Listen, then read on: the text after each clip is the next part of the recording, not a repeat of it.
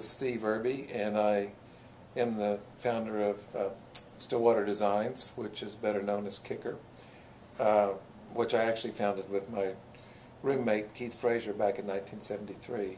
And later I bought him out after a few years of losing money and not getting ahead too far. He wanted out, but we continued to work together for about 8 years.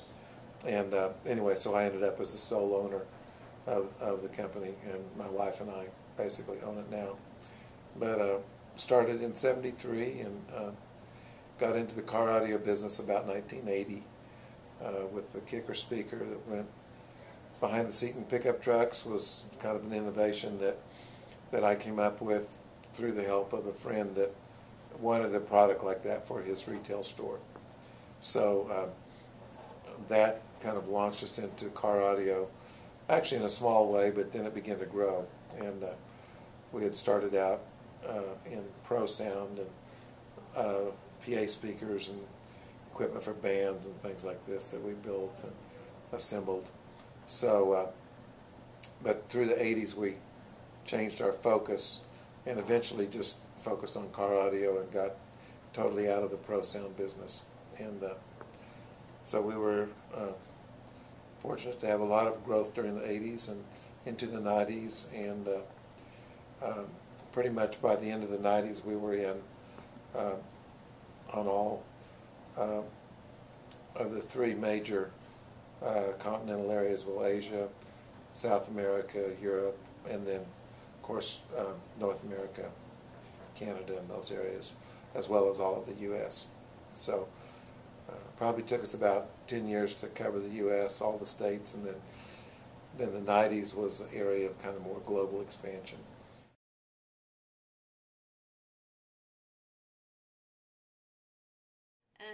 Yeah, we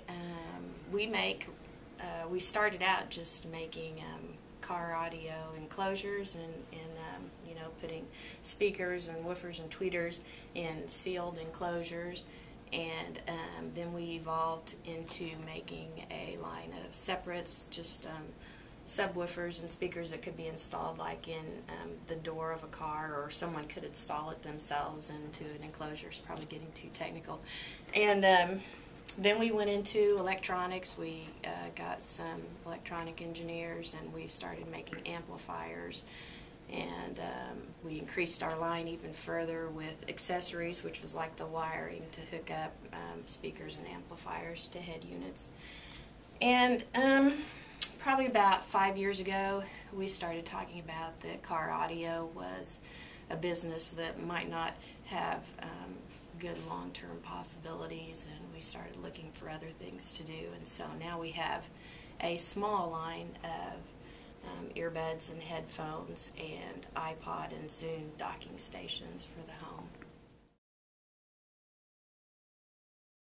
Yeah, I was born and raised in Stillwater and went to schools here through high school, and then I went to undergraduate school at Phillips University in Enid, and I ended up with a BS in sociology, and then came over to Oklahoma State for working on a master's in sociology, which I didn't complete because I decided that wasn't the direction I wanted to go, and then started the business in 1973. So I'm really pretty much self-taught as far as business and engineering, for speaker engineering, acoustical engineering. I just learned a lot, got a lot of books, read a lot.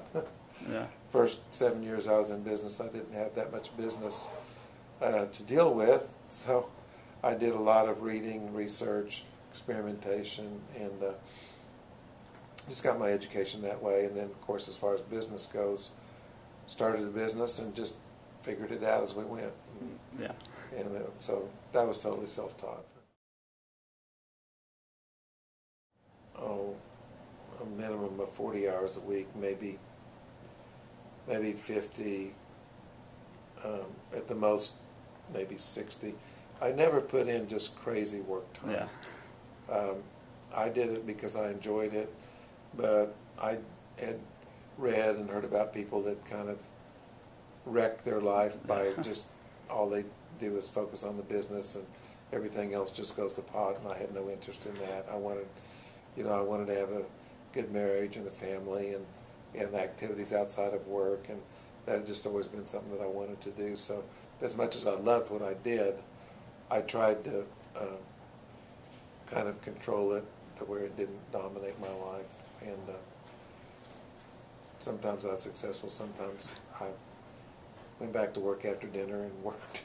Yeah. But that I didn't work like some people do, real crazy amounts of time. Mm-hmm. Never did that. Of course, number one, I think, is that you've got to really want to do it, and because you're going to encounter a lot of difficulties. I mean, it's just absolutely guaranteed that you are. And so if you're doing something you really want to do, you can weather those. I mean, for me, it was almost like a calling. It's like I just had to find out what I was made to do. And I thought, this is it. I mean, this is kind of how it worked for me. That's just me personally, but I was very motivated to do that.